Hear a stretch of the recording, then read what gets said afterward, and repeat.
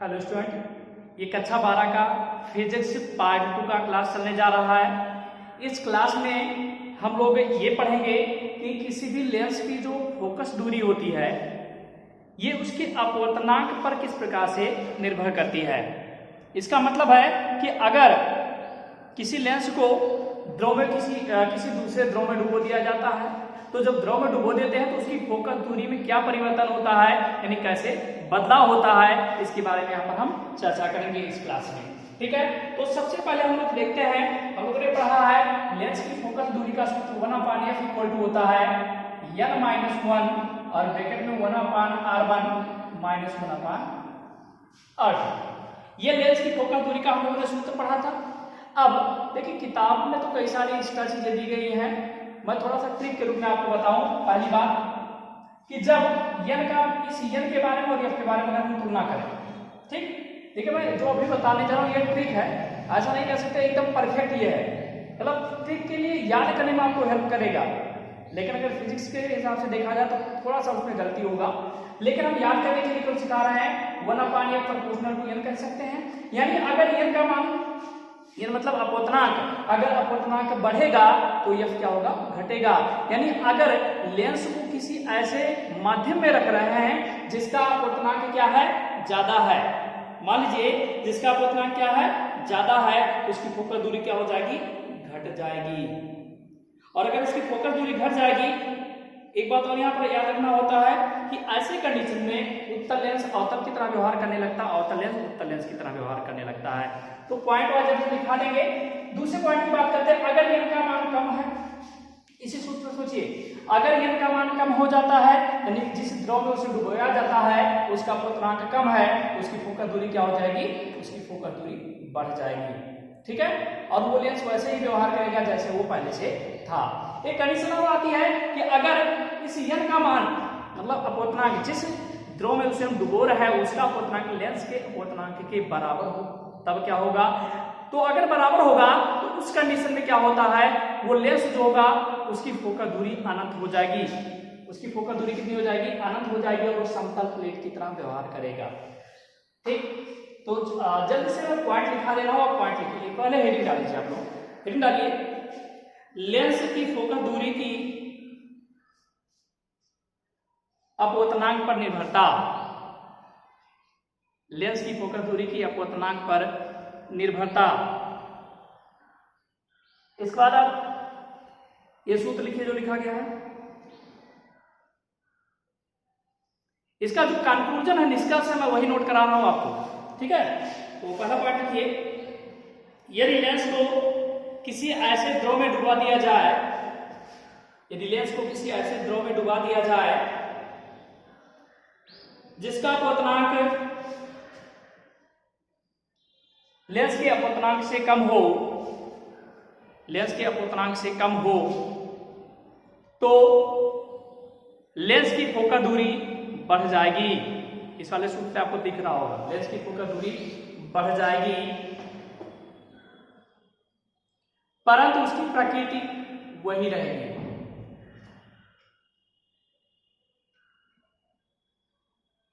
ठीक, चलिए दूसरा पॉइंट लिखिए, यदि द्रव का अपवर्तनांक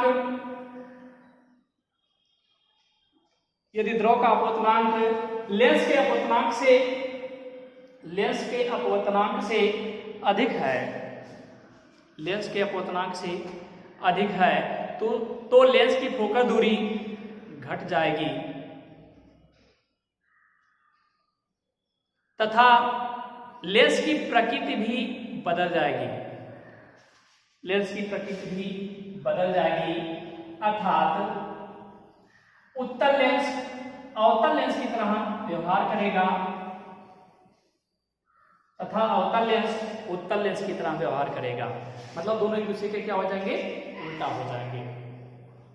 ठीक, तीसरा पॉइंट लिखिए, यदि द्रव का अपवर्तनांक लेंस के अपवर्तनांक के बराबर है, लेंस के अपवर्तनांक के बराबर है, तो लेंस की फोकस दूरी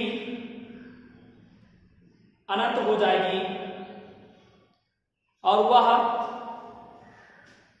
एक समतल प्लेट की भांति व्यवहार करेगा, समतल प्लेट की भांति व्यवहार करेगा तथा अदृश्य हो जाएगा, तथा अदृश्य हो जाएगा। समतल दर्पण की जो फोकस दूरी होती है वो क्या होती है? अनंत होती है ना। तो अगर फोकस दूरी अनंत आएगा तो इसका मतलब वो ऑटोमेटिक क्या हो गया? समतल दर्पण हो गया। ठीक, चलिए अब हम एक नोट करके लिखेंगे, समझ लेते हैं कुछ चीजों को, न्यूमेरिकल में हेल्पफुल रहेगा आपके लिए। ये चैप्टर का समझिए लास्ट पार्ट चल रहा है। तो हम कहेंगे जब लेंस वायु में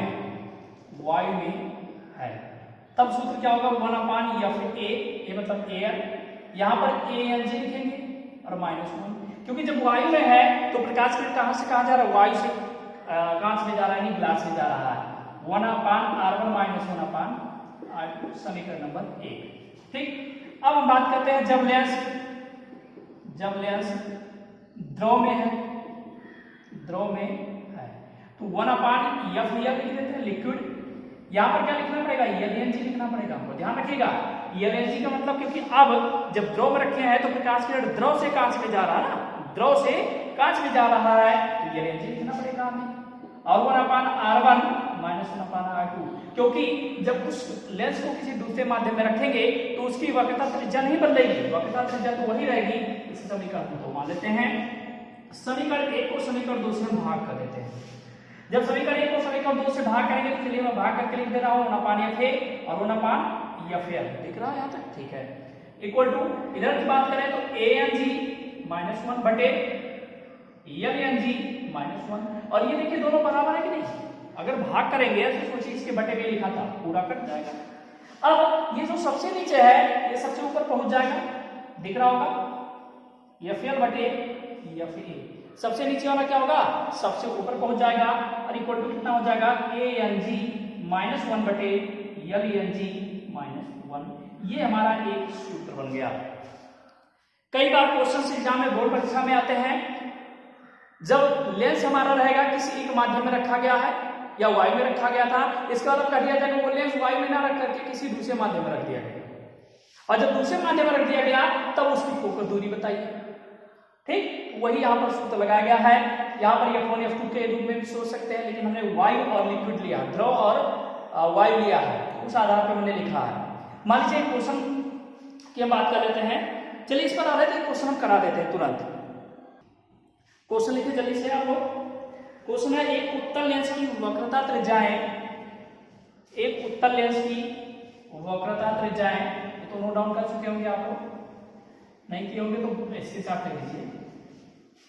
वक्रता त्रिज्याएं क्रमशः 15 सेंटीमीटर एवं 30 सेंटीमीटर है, क्रमशः 15 सेंटीमीटर एवं 30 सेंटीमीटर है। लेंस के पदार्थ का y के सापेक्ष अपोतनांक 1.5 है,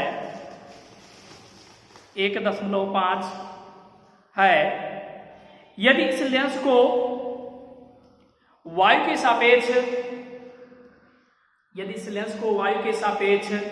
1.3 अपोतनांक वाले द्रव में डुबाकर रखा जाए तो उसकी प्रभावी फोकस दूरी कितनी होगी?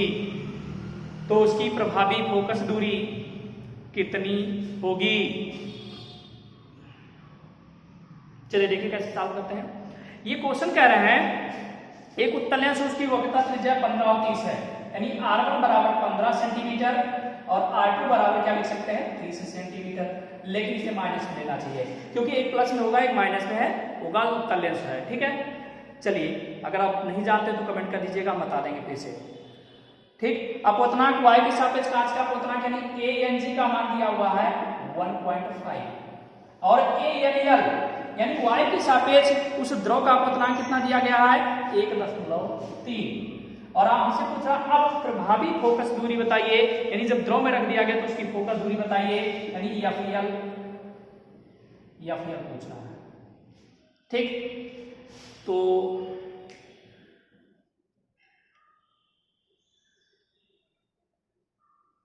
चलिए एक चीज छूट गया क्वेश्चन में, बोल नहीं पाए हम, तो उसको भी अभी नोट डाउन कर लेते हैं, फिर सॉल्व करते हैं, ठीक है। तो चलिए क्वेश्चन यहाँ थोड़ा सा मतलब मैंने अलग क्वेश्चन कर दिया, लेकिन करते हैं इस क्वेश्चन को भी, और हमें एफ एल फाइंड करना है। चलिए तो सूत्र लगाइए 1/FL इक्वल टू LANG -1।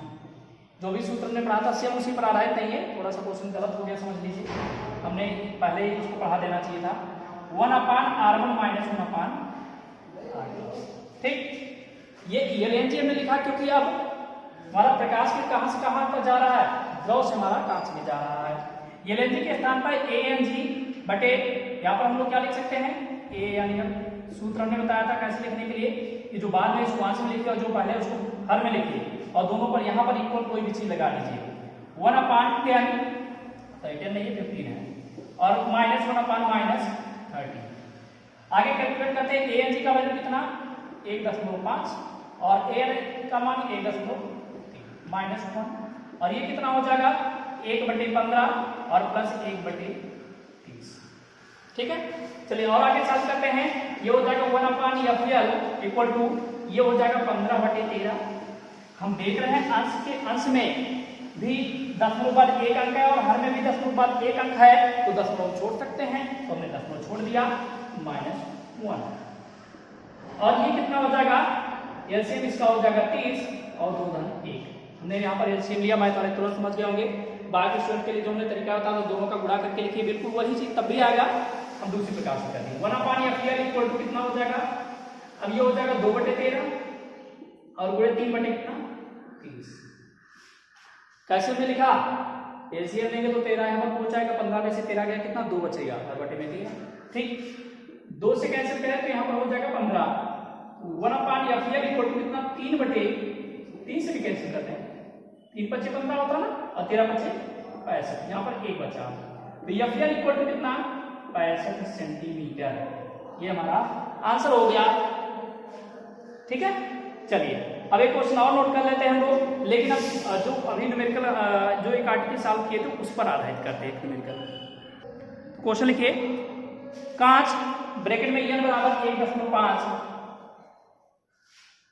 के उत्तल लेंस की वायु में फोकस दूरी, के उत्तल लेंस की वायु में फोकस दूरी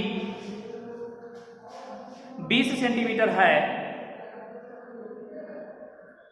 स्टॉप। जब ब्रैकेट में n बराबर 4/3 में लेंस की फोकस दूरी ज्ञात कीजिए, लेंस की फोकस दूरी ज्ञात कीजिए।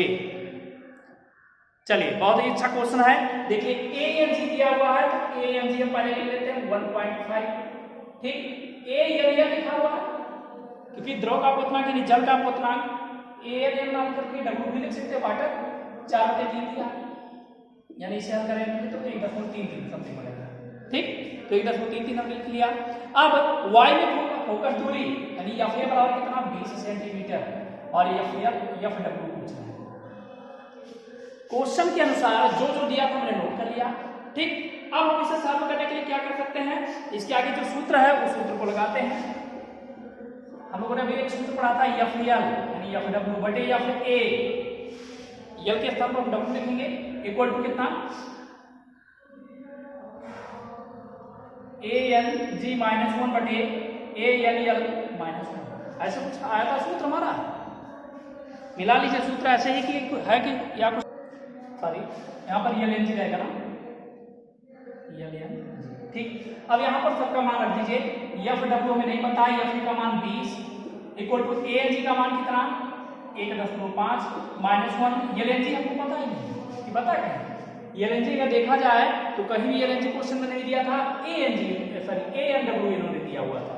ठीक, तो इस LNG के स्थान पर हम W भी लिख सकते हैं, WNG हमको नहीं पता है तो हम WNG हम पहले सॉल्व कर सकते हैं। दो तरीका से पहले सॉल्व कर लीजिए, चाहे यही सॉल्व करना चाहेंगे तो यहाँ भी हो जाएगा। तो WNG हम निकाल लेते हैं कैसे, NG बटे NW ने एक ट्रिक बताया था ना, ऐसे कुछ इस प्रकार से ट्रिक हमने बताया था। अब ANG का मान कितना 1.5, इसका मान 1.3। ठीक, तो थोड़ा सा सॉल्व कर लीजिए, यहाँ एक जीरो लगा लीजिए, दशमलव के बाद 2 अंक छोड़ दीजिए, 150 बटे 133। हमने कहा था ऐसी कंडीशन में दशमलव छोड़ देना चाहिए। यहाँ पर मान रखिए ये हो जाएगा 150 बटे 133 और माइनस 1। इसी को कैलकुलेट करते हैं पूरा, ठीक। एफ डब्ल्यू बटे 20 इक्वल टू 0.5। अगर 1.5 में से 1 को घटाएंगे, 0.5 से घटाएंगे, हमारे पास क्या बचेगा 0.5 बटे 150 माइनस 133 बटे कितना 133। आपको पता होगा कैसे हमने किया, एलसीएम लिया है, ठीक है। चलिए ये हो जाएगा हमारे पास एफ डब्ल्यू बटे 20 इक्वल टू 0.5 इंटू 133। सबसे नीचे वाला सबसे ऊपर पहुंचता बटे 150 में से 133 अगर 150 में से घटाएंगे कितना 70 बचेगा, ठीक। अब हम लोग क्या कर सकते हैं, हल करें थोड़ा सा इसे और। एफ डब्ल्यू इक्वल टू कितना, अगर हम 0.5 की बात करें तो इसे हम 1/2 लिख सकते हैं, ठीक। और 133 बटे 17 और गुणे 20, ये जो बटे में इधर था उधर जाएगा, गुणे में हो जाएगा, ठीक। अब इसी को कैलकुलेट कर लेते हैं, 2 से कैंसिल करेंगे, यहाँ पर हो जाएगा 10। और इसे अब आगे हम कर लें, यानी ये हो जाएगा 1330 बटे 17 एफ डब्ल्यू। अब 1330 में अगर हम 17 से भाग कर दें तो हमारा आंसर आ जाएगा, और किताब में आंसर दिया हुआ है 80 सेंटीमीटर।